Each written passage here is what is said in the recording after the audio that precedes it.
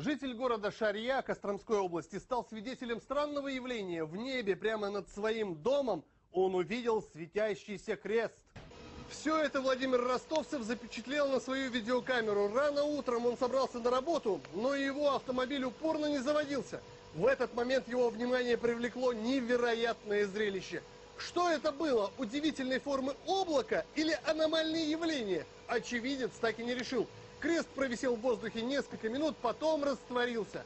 Странно, но, как утверждает Владимир, после этого его машина завелась без проблем.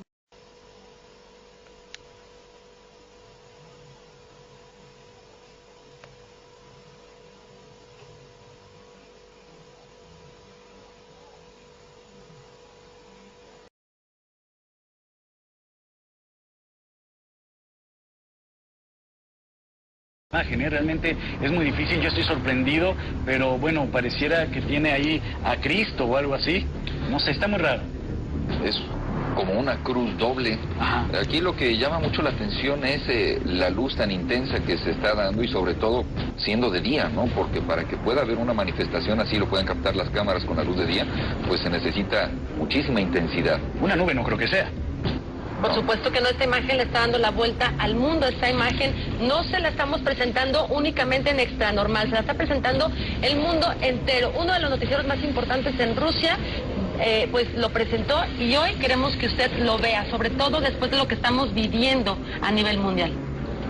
Están con nosotros y esa es una muestra que están con nosotros y que en estos tiempos tan duros y difíciles siempre nos va a acompañar su luz, su fuerza, su fe.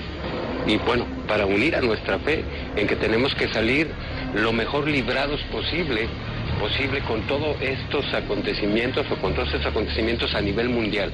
Esta es una muestra de que Dios está con nosotros, de que Dios existe y que los planos dimensionales cada vez se están juntando más y nos han permitido y nos están permitiendo tener más contacto con ellos para vibrar diferente.